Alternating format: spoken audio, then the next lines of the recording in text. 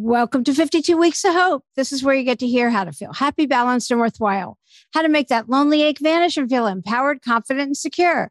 I'm Lauren Abrams, and I get to help you feel that magic again since going through my own dark night of the soul by chatting with incredible leaders, healers, and change agents who give you their message of hope after overcoming challenges of their own. And today we're talking about some of those things that no one ever told you. It's not a depressing episode, don't worry, but I was actually getting a manicure, and she was telling me about how her daughter got into a really good college and she got really sad because how was she going to take her dinner? It's her second child. Her first one, she can drive dinner over to anyway. She could drive dinner to them every once in a while or a few times a week, however often. But this one got into a very good school and it's not driving distance.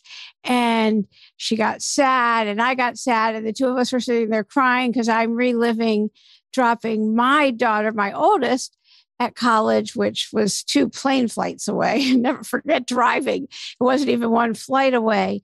And I can remember thinking, nobody ever told me you get this sad dropping your first one off. Everyone knows about empty nest, but your first one? And she was so mean to me at the time. I was thinking, yeah, this is why they're mean to you right before. So you're glad to drop them off and everything else. And then the sadness hit. And I was sad for months. I'd walk by her. Oh my gosh, I'm going to get sad just talking about it now. I still get sad. And I thought, no one ever told me this. Maybe everyone knows but me, but no one told me you get this sad dropping your first one at college. And I got to relive it getting a manicure a couple of weeks ago. But then as I was going through it, doing my meditation teacher training, and I understand that no matter what we're feeling, it belongs. But I also know that we get to stay in today, that her daughter is still at home. And my daughter's graduated college and is working and is living a little further away now in Chicago. But anyway, yeah, she's happy, she's healthy, she's okay for today. And I've learned to stay in today because right now, this moment is all we have. And I didn't know that before either. No one ever told me that. And I have friends that wear a rubber band. I have a hair, if you're watching it on YouTube here, I have a hair tie and I can snap. I don't know if you can hear that. Ow. That on my wrist, because it's a reminder that all we have is right now, this moment. If I'm looking at tomorrow or I'm ruminating on yesterday, I am missing out on this moment. And this moment is all we have. I was listening to somebody talk about why does he do mindfulness meditation and what's the big deal about mindfulness anyway? And mindfulness is the ability to stay present in the here and now, to notice everything that's happening and to stay present in your body. And he said, I practice mindfulness so that when I take a walk, I notice the purple flowers on the street. And I just thought that was a beautiful metaphor for why we stay in the present moment. And I was able to share your daughter is still home and to enjoy the moments, because at the end of life, I just did an episode about that, the 5 biggest regrets of the dying. And forget that.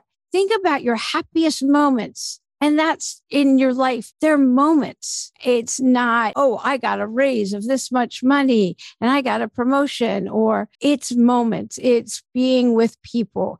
And to be present in the moment is really all we have. I want to talk about how you can be your most resilient self. And it also ties into how you can be your most confident self, because I sure wasn't given the rule book on this stuff or tips or anything. I sure didn't know.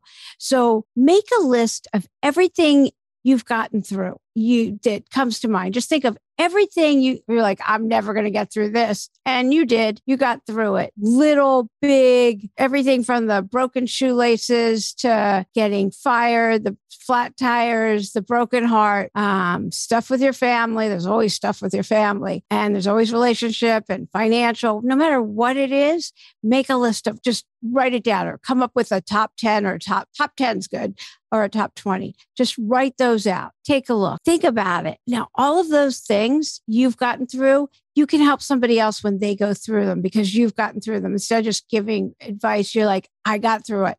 I never, and when I was in the midst of it, I did not think I'd get through it, but you did.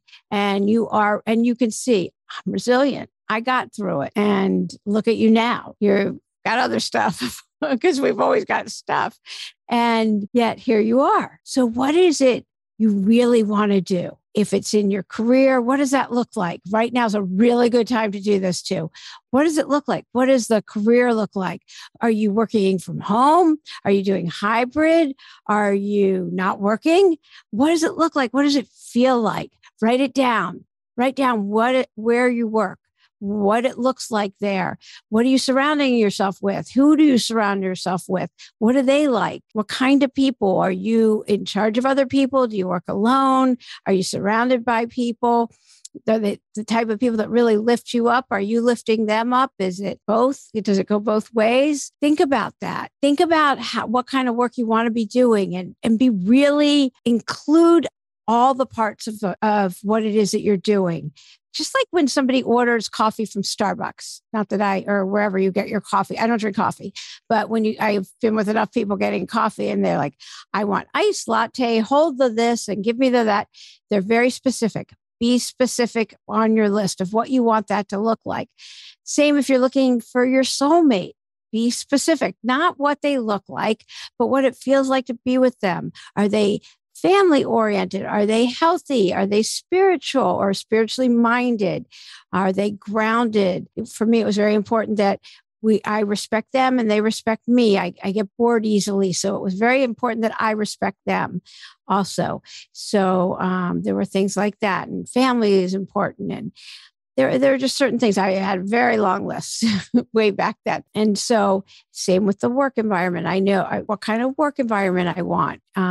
I had somebody who just treated me horribly. I think I still have PTSD from that. I had one very bad employee. And so I knew what I didn't want, but I want to put it in the positive. You want to put everything in a positive framework. You don't say, I don't want this. Don't write it that way. Put it in the way that you do want it, because you've already got a list of everything that you've gotten through and you know how resilient you are. And then make a list of everything you like about yourself. Just write it down. This is not conceited. It's self-affirming. You're great. Nobody can do the things that you can do the way that you can do it. You have your own unique handprint. And if there's something that you really want to do, you get to do it. There's a reason that it's in your head. Don't dismiss it. There's a reason that it's there. Everyone doesn't have that same dream or goal. There is a reason that it's in your head. Nobody can write the way you can write. Nobody can, whatever it is. I don't know what your dream or goal is, but nobody can do it the way that you can do it. And nobody is going to be able to receive it the way they can receive it from you.